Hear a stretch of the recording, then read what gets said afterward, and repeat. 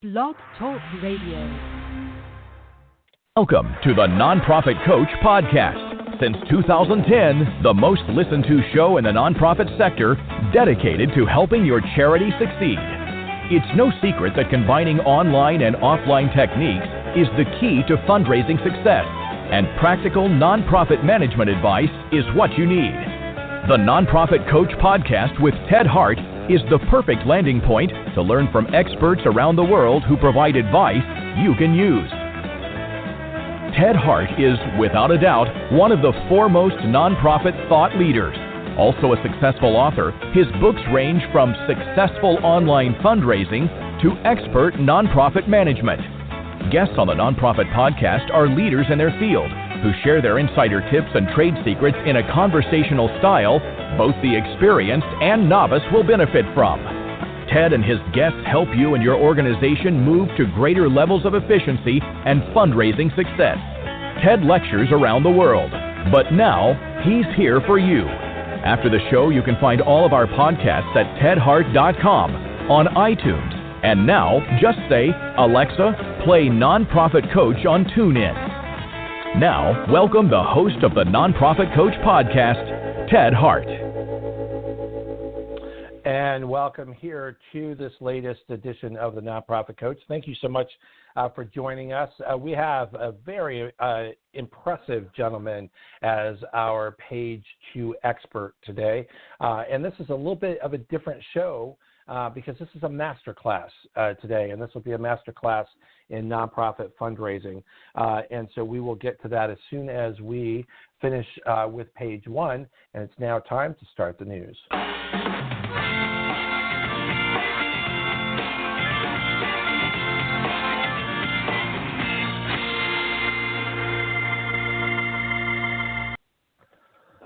First up here on page 1 news is Idea Kolar. Idea is with Candid. Idea, bring us up to speed with what's going on with Candid, the combination of GuideStar and and fundraising. Hi, Ted. Thanks for having me on the show again. Just wanted to share a little bit more. Last time when I was on, I mentioned that we had just launched our coronavirus pop-up webpage. And as we've just seen more stuff go on in the world regarding coronavirus, we've been investing a lot of resources into tracking and documenting the philanthropic response to COVID-19. So the website has expanded, and since I was last on, we've seen the philanthropic response increase significantly. Funding is more than quadrupled, and right at this moment we have we show 462 funders who funded more than 1,000 grants, which are worth $6.7 billion to more than 478 recipients. And one of the great things about the webpage is the most visited section on the webpage is the funding opportunity section, which is constantly updated with new RFPs. So out of all the pages that people are visiting, they're staying there the longest. They're looking to see what funding opportunities are available, what they can access. You can do it by country, by state. It can go really granular, and it's really been helping a lot of people. So we've been really excited to see that moving forward. And that's $6.7 billion of value of grants. That includes the outstanding RFPs that you're showing on the site right now. Is that correct? Right, yeah, the whole package. And if people want to visit the webpage, it's www.candid.org/coronavirus. Very impressive. When you go to that site, you can search by geographic area, but there are 110 RFPs for COVID-19 response on the site. Extremely impressive work. What else is going on at Candid?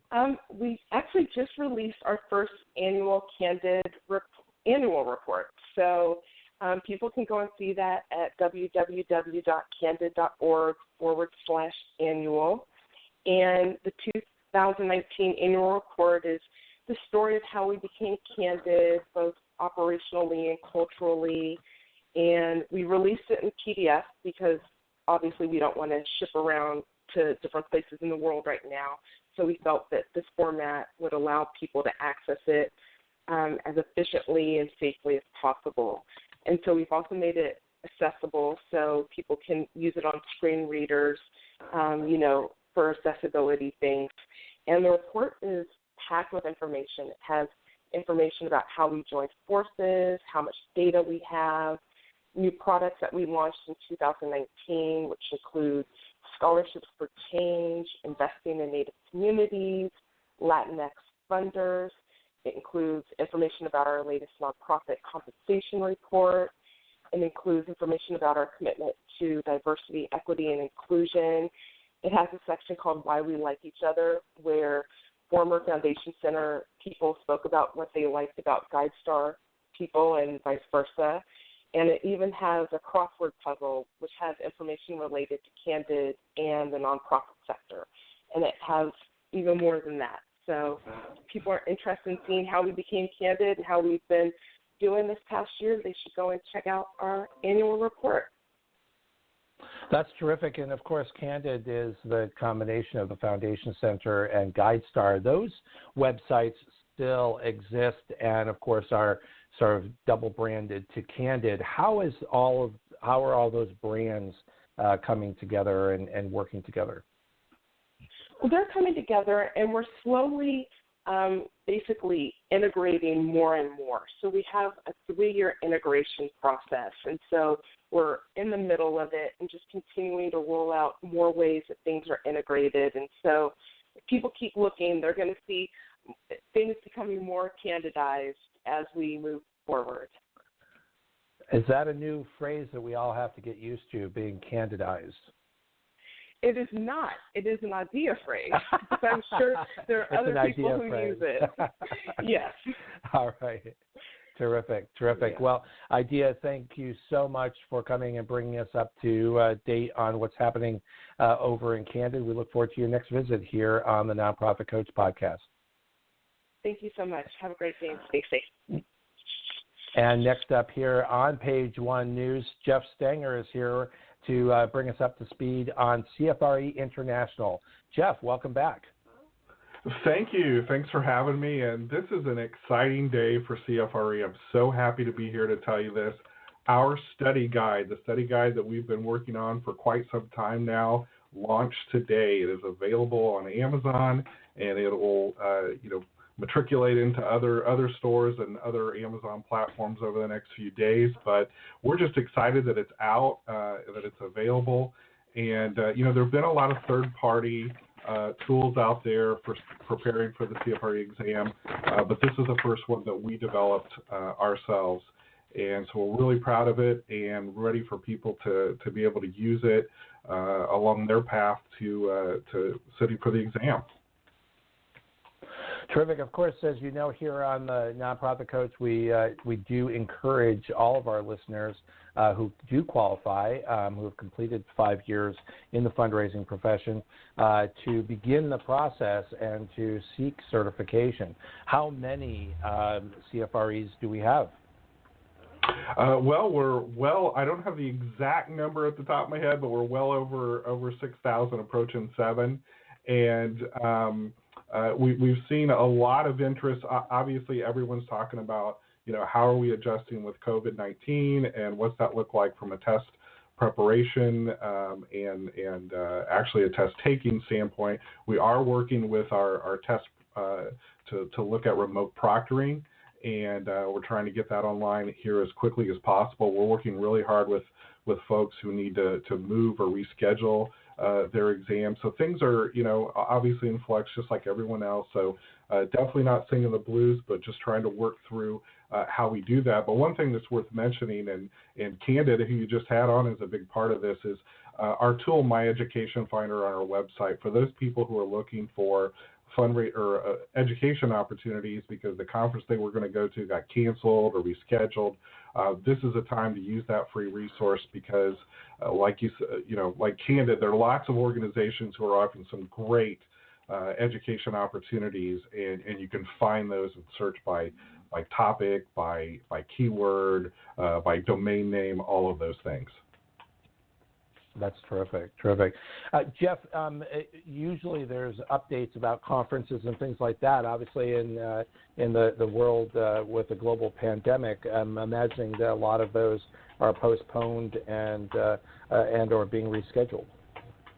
Absolutely, and that's another thing to check in with us, and people can email me directly, learn@cfre.org. A lot of the organizations who are having to move their conferences are letting us know, or if they're changing those into a digital format, letting us know. We're trying to keep people as updated as possible, but if you're concerned about that or have a question, feel free to email me directly, and we're happy to help. But in the meantime, like I said, the study guide is a fantastic new tool. There are practice questions. It guides you through the day of the exam, how multiple choice questions are put together, the theory behind it. It gives you a study plan. So lots of resources all within that study guide. Terrific. Jeff Stanger, thank you for bringing us up to speed on what's happening at CFRE International.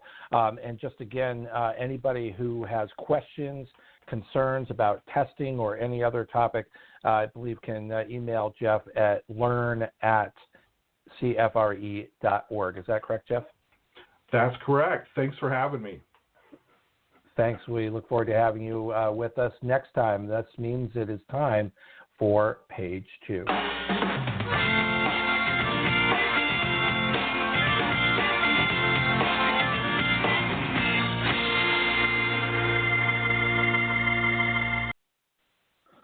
We have a special announcer here to bring us into our page 2 expert. Stephen Nill is here. And Steve, you are here to introduce our speaker today. Ted, it's a pleasure to be back on your show. Thank you. And yes, indeed, I'm here to introduce Laurence A. Pagnoni. Laurence is a highly experienced fundraising professional. He's got over 35 years in this sector. And I met Laurence when he was proposing a book for Charity Channel Press, and just the very moment when we had decided to extend our work with Charity Channel Press to include something called our new project called Author Brick Road, and where we work with authors, not necessarily to publish us, because we were finding we had published so many books on so many topics, it was increasingly difficult to take on new books. Frankly, the topics were starting to just kind of repeat themselves. So, with Author Brick Road, Laurence came in and was pretty much, I think, our first, if not one of our very first people to go through the program, and we were able to work with him on his book. He wrote a brilliant book. I was super impressed by the manuscript. It didn't need very much editing, if any, but we were able to walk him through the process, and his book is now published, and that's the reasons why we're here, of course. Probably the most interesting thing about his new book, Fundraising 401, Masterclasses in Nonprofit Fundraising that would make Peter Drucker proud, is Laurence actually brings with him experience from another pandemic. He was running as a CEO, an agency who served HIV/AIDS patients during the height of the HIV/AIDS pandemic quite a number of years ago. And that experience, and as well as running other agencies since then, was really poured into this book. And I don't think Laurence foresaw the current COVID-19 challenges when the manuscript, and it wasn't even on the horizon when I got the manuscript for the first time to read.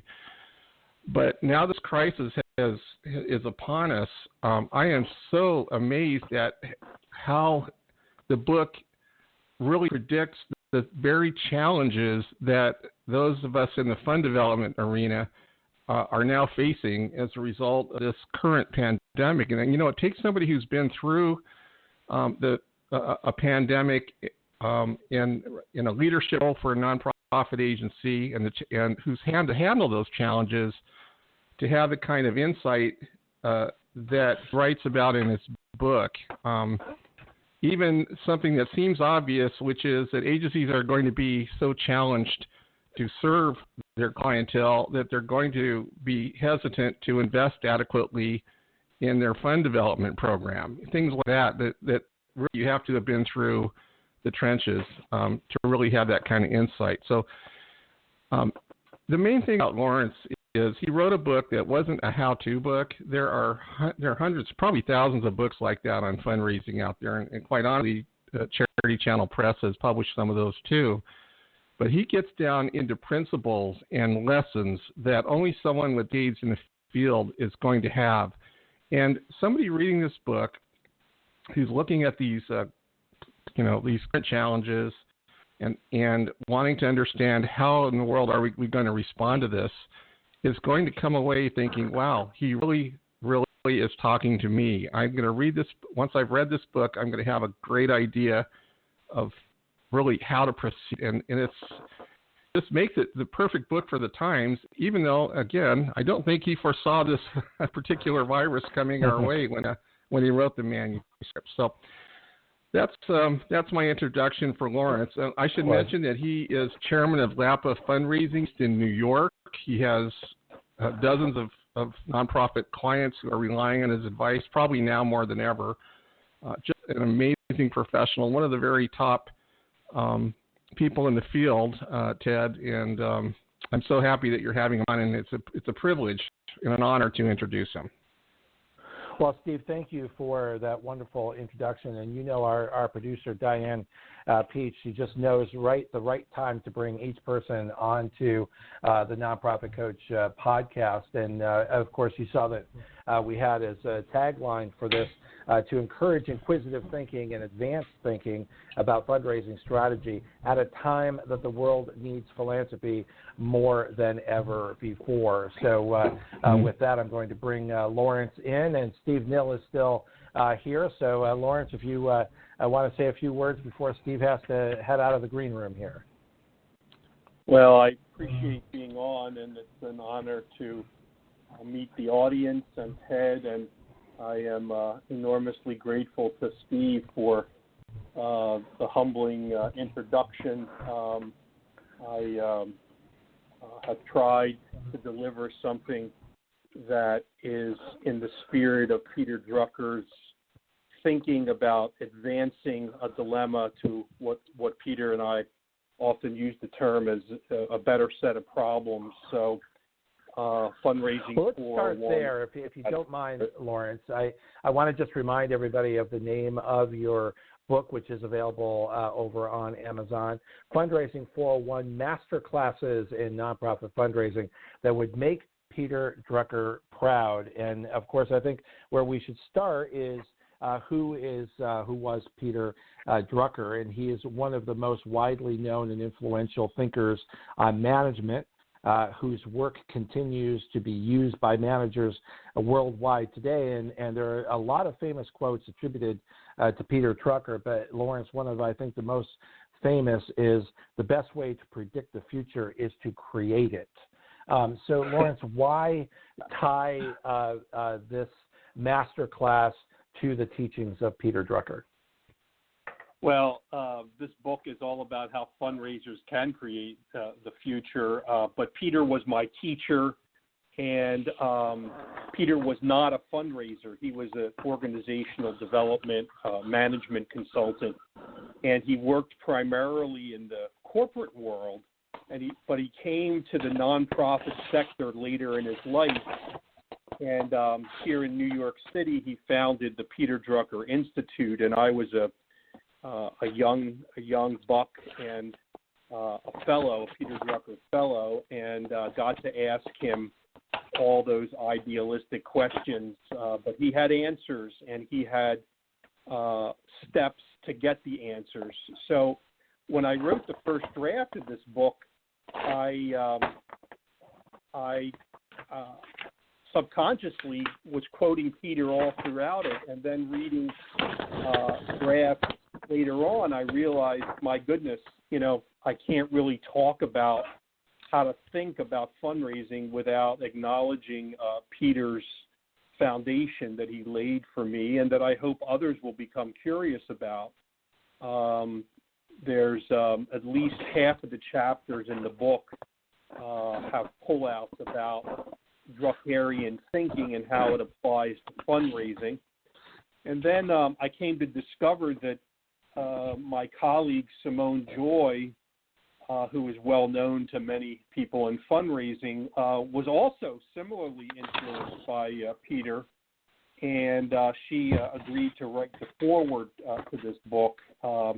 But her favorite quote, Simone Joy's favorite quote, is that culture eats strategy for lunch. And I think what COVID-19 is showing is that the cultures of philanthropy in the nonprofit organizations that are the strongest are the ones that are responding the most direct and the most resiliently, and the nonprofits with cultures that need support and are still nascent need our help. And so culture eats strategy for lunch is showing even in the midst of this health epidemic. One of the things that Peter was most known for is that he believed that managers should, above all else, be leaders. How does that tie into your master class on nonprofit fundraising, and who's providing the leadership? What's the message that you're bringing? Because Peter also pushed this concept of management as a distinct function and being a manager as a distinct responsibility. So, we take those concepts for granted now. But back in the 1980s, 1990s, Peter was very, very influential in really sort of promoting these concepts of a definition of management and the definition of the manager's responsibility. Is that the direction that you're going in with the fundraising profession and the role of the development officer? That are you saying that needs to be further defined, that they need to be leaders in their own right? Very much so. So many chief development officers, VPs of advancement, directors of development, they're way too siloed in their organizations, and their voice on the executive team is often overshadowed by the chief financial officer or the chief executive officer. Just last week, a chief development officer out in California that I work with had spent 2 months on a very nuanced, very progressive plan to advance their revenue development program, and it was summarily dismissed in a brief conversation with the chief executive officer just because of being somewhere around $5,200 over budget for what they had planned, but it really let the wind out of his sails, and the likelihood of him staying at that job is very low right now. So CEOs, nonprofit CEOs, obviously need to see their role as the chief fundraiser, but they also need to develop, nurture the chief development officer as a peer and as a leader in the culture of philanthropy, in the same way that the executive director or the CEO or the president is leading in the organizational culture. The culture of philanthropy is a real thing.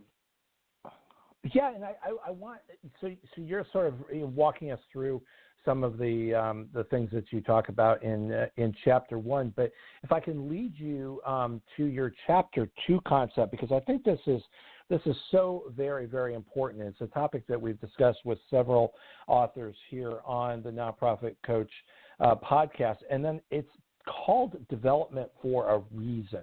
And this is sort of central to your thinking, isn't it? that the development professional is developing the opportunities for people to give, but many executives, chief executives, executive officers get confused in thinking that they have hired a chief fundraising officer and not a chief development officer. And what's the difference, and what's your point when you say it's called development for a reason? All right.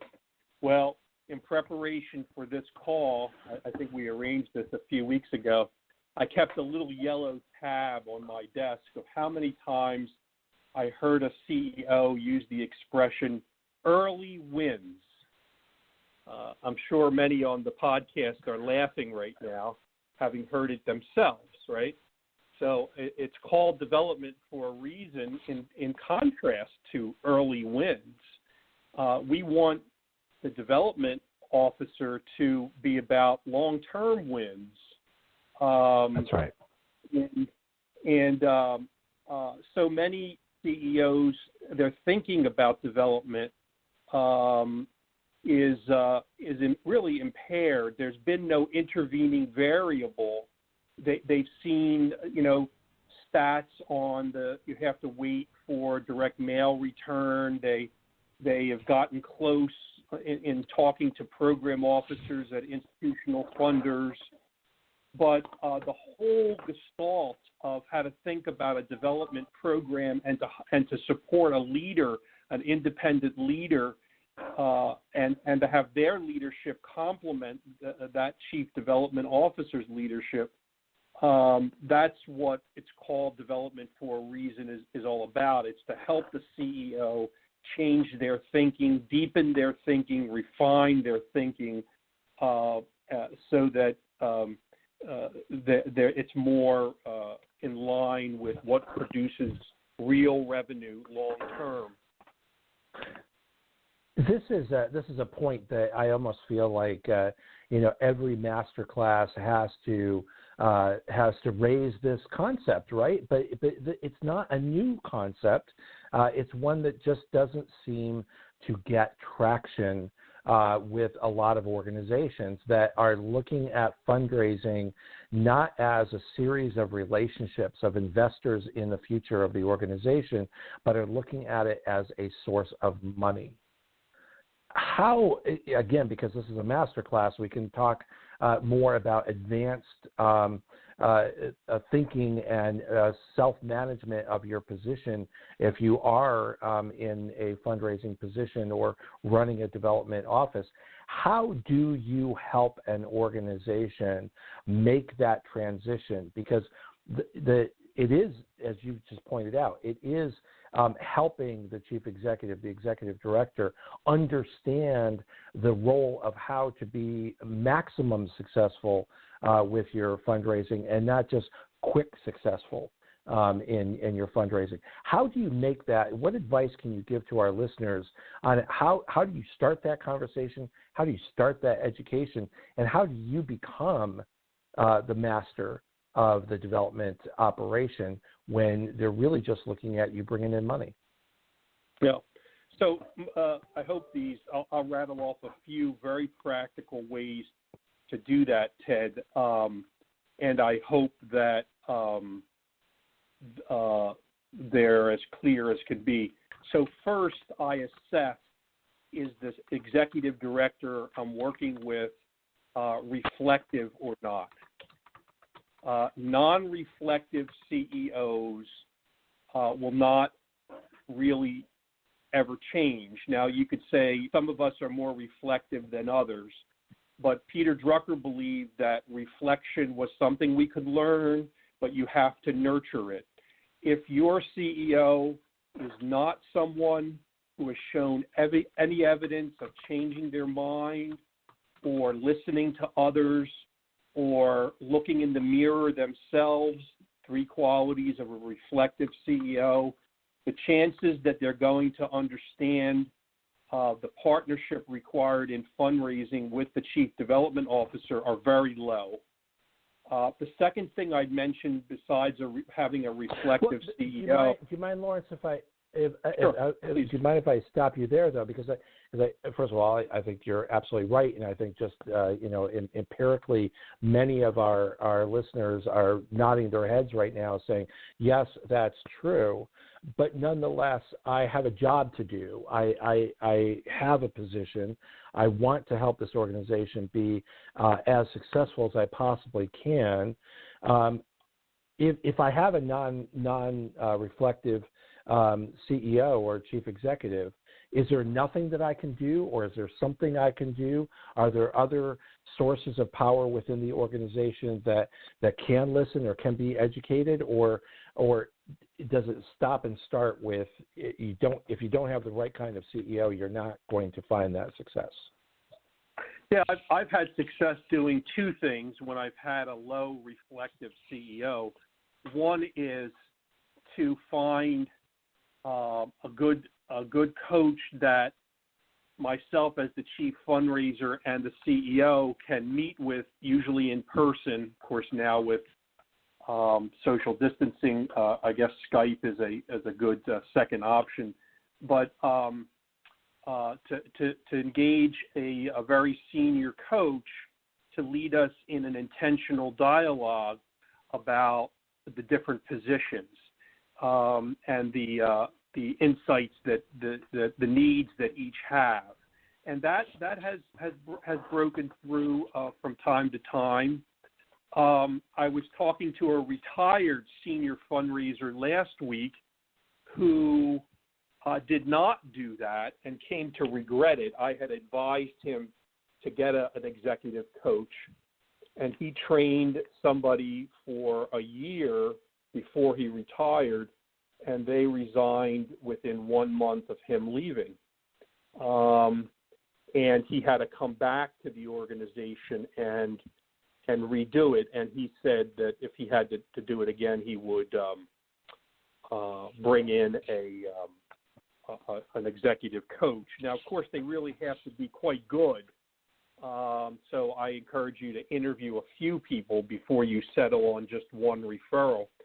The second thing I've seen when you have a low reflective nonprofit executive director is to have identify one or two people on the board or the development committee who are change agents who get what you're about and work closely with them as a workaround to the CEO. And that's been a successful strategy on a number of engagements. Mm-hmm. I would think that the self-interest of the organization to want to be successful in fundraising in some ways should argue that there would be a better audience for the best practices of fundraising. Is that not always the case? A better audience, you mean amongst to the CEOs? messaging of a chief development officer advising and counseling internally on how to find maximum success in fundraising? I don't know. What's been your experience? Yeah, well, I think just that point is that to what you just said in terms of maybe there's a couple of people on the board, maybe there are other members of the administration, but the point that I'm making is that there is a self-interest on the part of the organization to want to raise money. What seems to be the higher hurdle is understanding who they should be listening to for counsel on best practices. And what I try to help development officers understand is that their role is to develop the opportunities to give and to help deploy those members of the organization's community, volunteers, board members, chief executive, to assist in that process to become the fundraisers. And if you, as a chief development officer, are raising all of the money, if you're making all of the asks, then that's your first clue that you're not maximizing success for the organization. I see where you're coming from. My experience is usually with under-resourced nonprofits who are trying to go to the next level, and the anxiety about again, that term early wins, the anxiety about justifying the expense. One nonprofit, everything I'm telling you, by the way, in the book and in this conversation, these are all real. This is real stories about what's really going on. So 2 weeks ago, and I wrote about this in my article last week in the Chronicle of Philanthropy. I think that article was entitled "Now is the Time to Invest in Fundraising." Yes. In there, I tell a story about a very prominent nonprofit CEO who essentially wanted the fundraisers to work for free until we had an early win, because, as he said, he couldn't bring it to his board in the time of COVID without showing that it was justifiable. Well, the anxiety behind not having the resource, and he had the resources, but he didn't want to expend them. He wanted us to justify our own existence, and I just said that, that wasn't fair for his fundraisers or for our counsel, and so the conversation really ended there.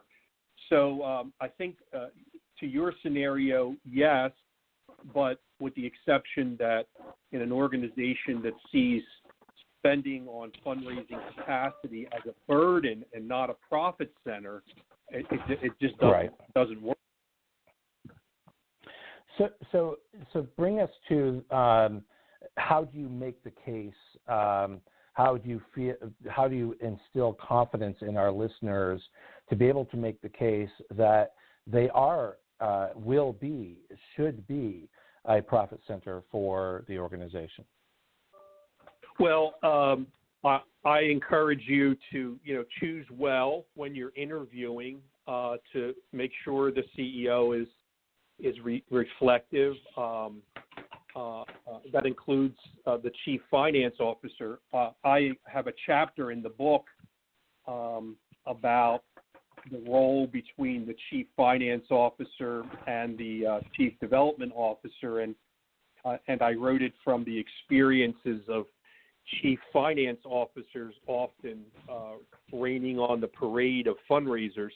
So I guess my first strategy is a defensive one, be prepared of how to deal with the objections. And then, but most of the book is an offensive strategy about how to build a positive culture of philanthropy, what it takes, what the metrics are for measuring success in our work, and that I am as on fire as ever I am in my life with the role of advancement. I was not born a fundraiser. I don't think many of us are. I think we're created, and I'm sharing in this book the creation story of my immersion as a high-level fundraiser.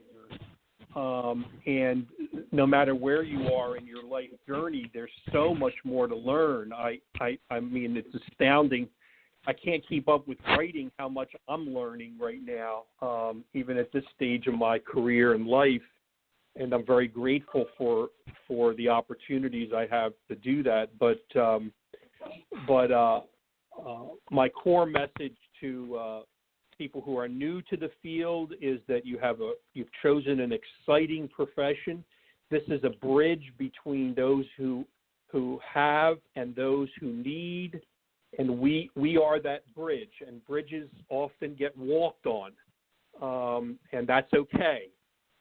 That's what they're designed to do. So understand your role is to listen deeply and be a conduit towards the answers that they really want. Well, I think that's a very important point, and that's I'm glad that you're accentuating that, because I think oftentimes, and as Steve Mills said at the beginning here, there are lots and lots of books that are how-to, but very few books that can help a professional understand what what should be the way you should be viewed?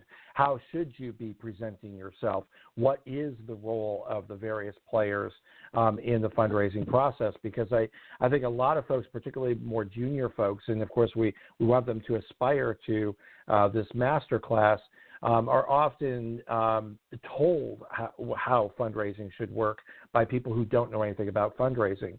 And having the confidence to be that internal consultant, to provide that information, even if it's not necessarily always saying, yes, we will raise that money, or yes, we can do this. Well, this is what it's going to take to get there. These are the resources that we're going to need. This is the role of these various players. Are all very important points that you're making in this book. Laurence, we're going to take a very quick break, and when we come back, I'd like you to please help our listeners understand the role of the CEO as fundraiser, and we will be right back.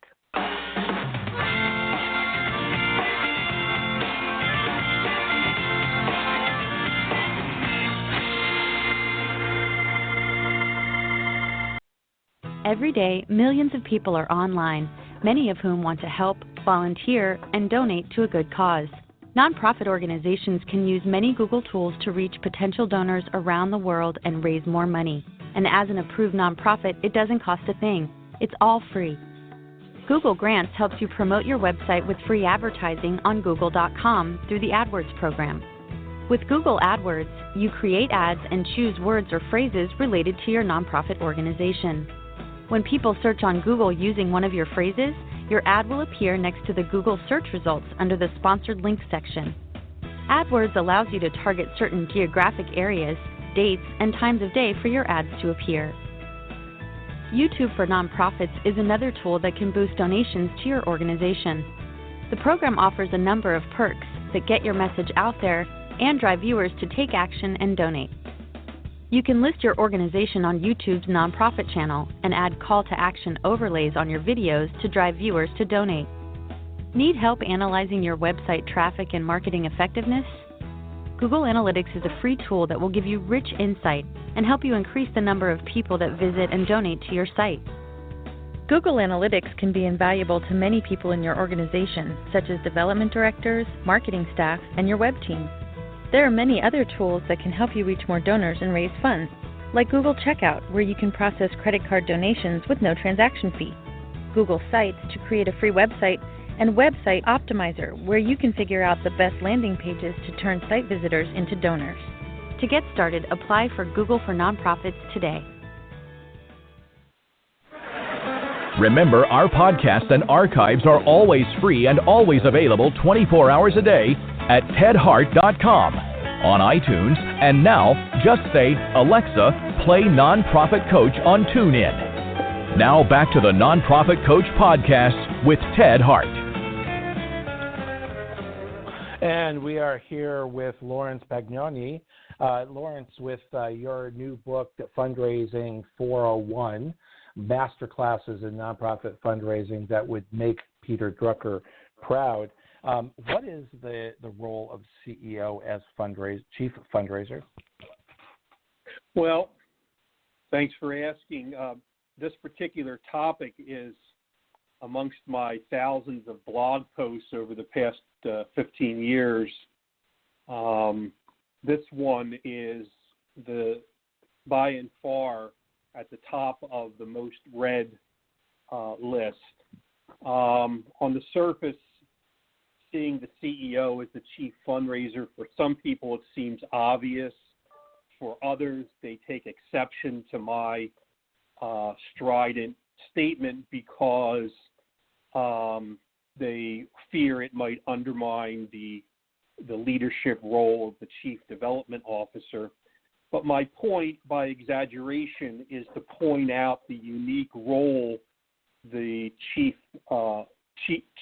executive officer has to think about fundraising and to support the chief development officer. I quote in this chapter Peter Drucker's statement that leadership is doing. It isn't just thinking great thoughts. It isn't just charisma. It isn't play acting. It is doing, making it so. And so the CEO has an enormous ability to make something so if he or she wants it. And that's the support they can give to a chief development officer. The chief development officer behind the scenes has to queue up the CEO for the intended action. And but the CEO, of course, has to believe that that action is the right course, the right step. And the actions I'm talking about are the bold ones, like to invest in fundraising at the height of COVID-19. We have 3 nonprofits that are doing that now at LAPA Fundraising, and their CEOs are being creative to get ready for the fall fundraising by doing advanced prospect research. That's the CEO's role, to say now more than ever. But in all 3 cases, the chief development officer showed the CEO the plans for that, and then got in front of the initiative. So that's what leadership is: finding the money to pay for things that people often don't want to do. One of the things I loved about Peter is he used to say that if you have consensus on an action that needs to be taken, you're probably either A, not bold enough, or B, you've got the wrong direction. He says that leadership often has to deal with non-intuitive directions, like spending money during a pandemic on fundraising.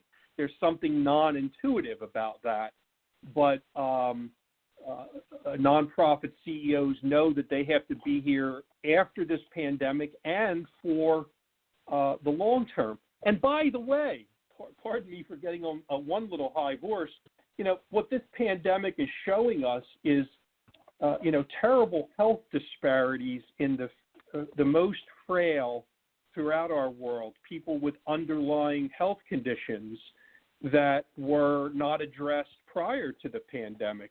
And that's a significant part of COVID-19's real tragedy, especially for those of us who live in the United States, where our health disparities are huge because of not having universal health care.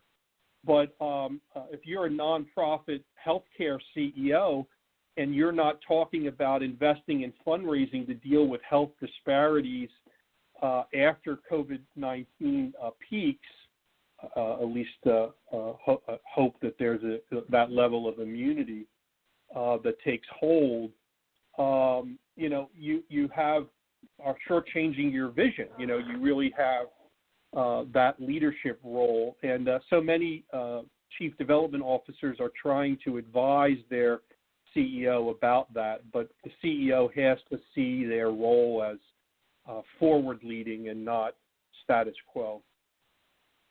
And for the development officer, another quote from Peter Drucker: management is doing things right. Leadership is doing the right things. So what you're calling out the CEO here is to do the right things, right? That's right. That's brilliant. That's exactly Druckerian thinking. Thank you so much, Ted. Yeah, no, that's why we have this podcast, is to make sure that everybody walks away with your brilliant wisdom of bringing Peter Drucker into the fundraising world, which I'm loving this concept. But there's another role for the CEO. Is that not right? I mean, the CEO certainly needs to be the cheerleader of the development department, needs to make sure that's championing for proper funding if you want the outcomes.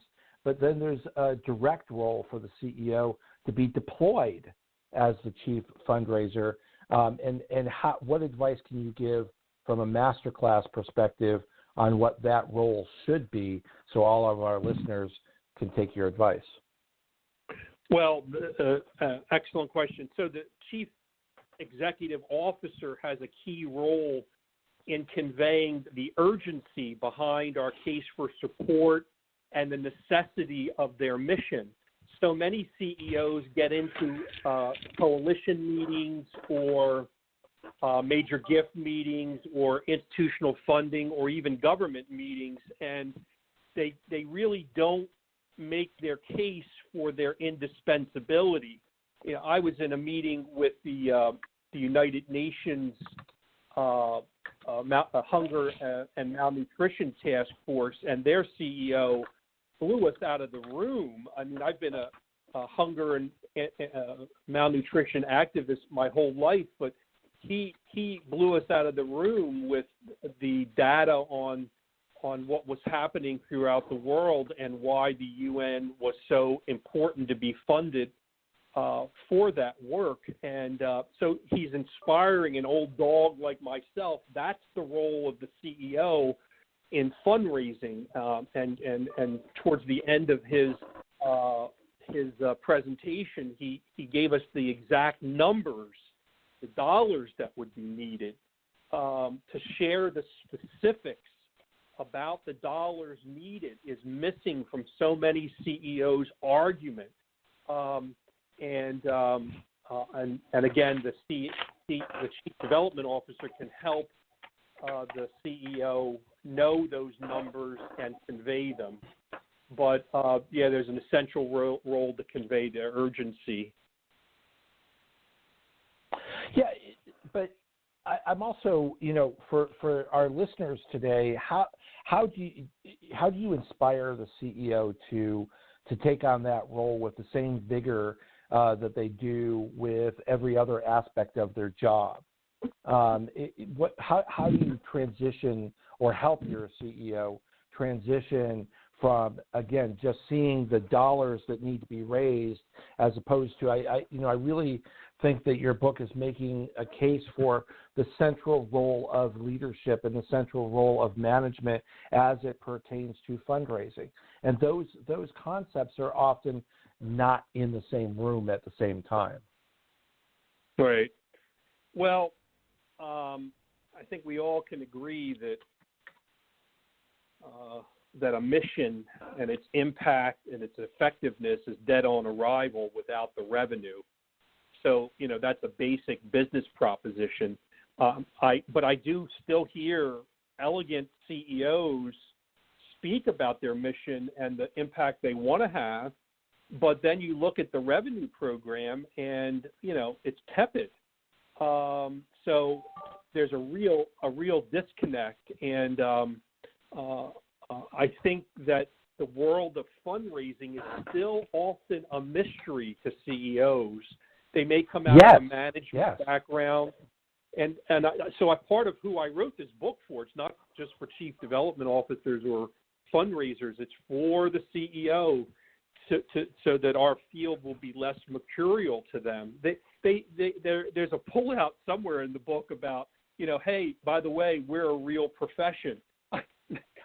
I don't mean that sarcastically, but I think, there's so much that many nonprofit CEOs don't know about our profession. It's just astounding. That's right. Well, that's right, and I think, and that's what I wanted to pull out in this podcast for our listeners today, because so much is about how to do direct mail, how to have someday a much better planned giving program, how to have a major gift program, but there's not as much about how to interact with leadership, how to be a strong manager. And you said something earlier that I wanted to ask you to reflect on, and that is the best thing you can do for your career, the best thing you can do to be a good fundraiser is to interview well. Well, that sounded to me like you have to understand the atmosphere and the circumstances under which fundraising can succeed.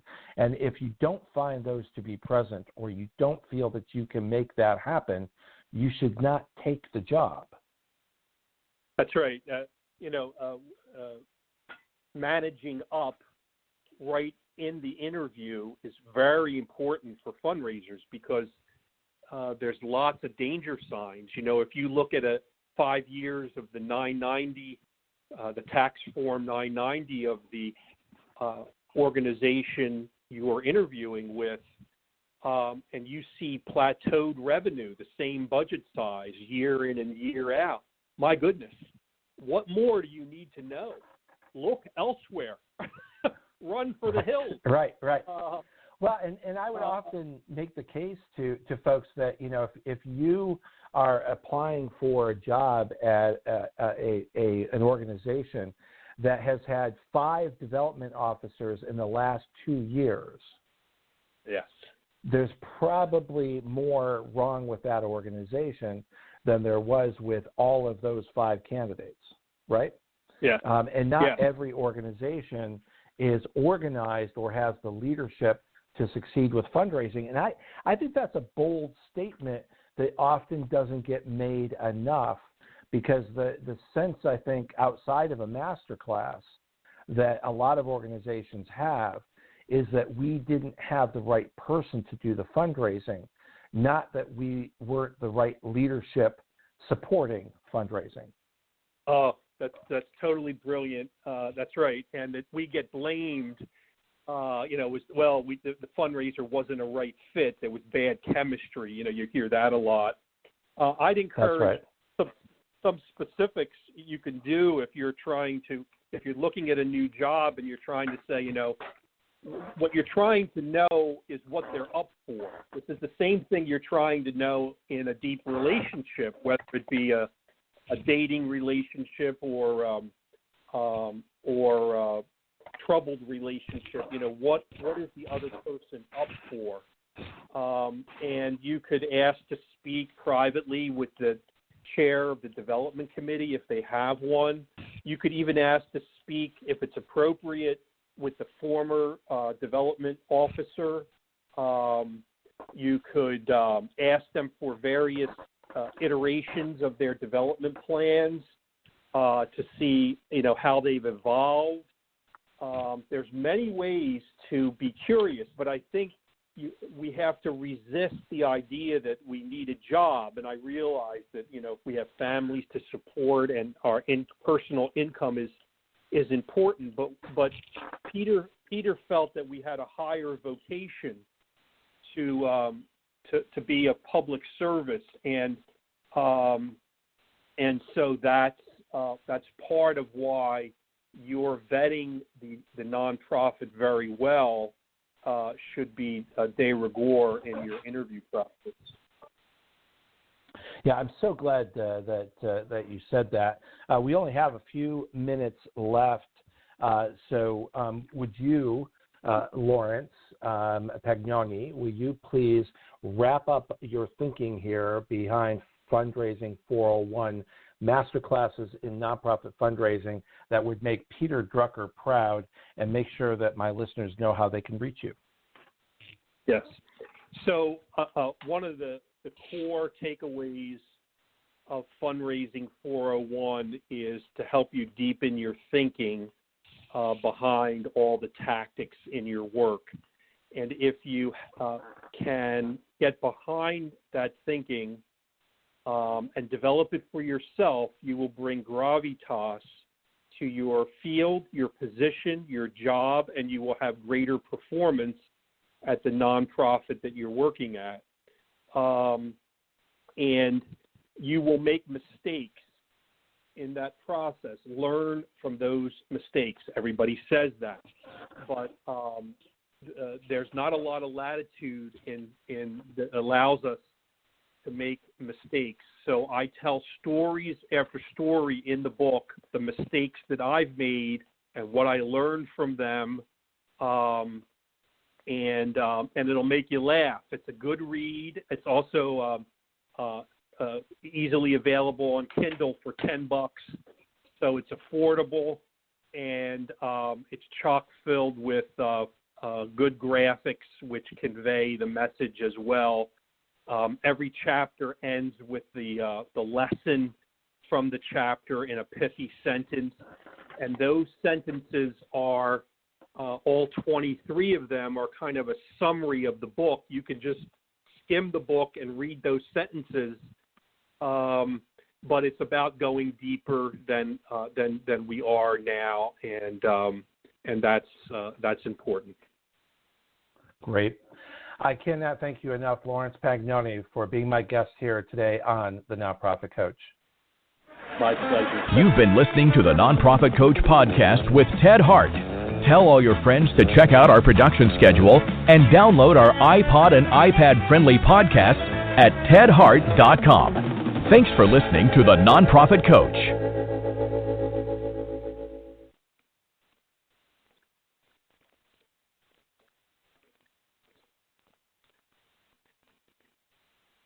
Have you Googled yourself lately? Are there negative posts from an ex-employee or from a former client? Maybe an outdated news article? Search engines don't always get it right. But right or wrong, it's your reputation on the line. That's where Reputation Defender by Norton comes in. Take control with Reputation Defender. Their cutting-edge approaches help you to wipe away unwanted information in your search results. They also promote the good stuff. You can start by getting your free reputation report card at reputationdefender.com or call 800-811-4975 to speak to an expert. Top reasons your career wants you to move to Ohio. So many amazing growth opportunities, high-paying jobs in technology, advanced manufacturing, engineering, life sciences, and more. You'll soar to new heights, just like the Wright brothers, John Glenn, even Neil Armstrong. Their careers all took off in Ohio, and yours can too. A job that can take you further and a place you can't wait to come home to. Have it all in the heart of it all. Launch your search at callohiohome.com.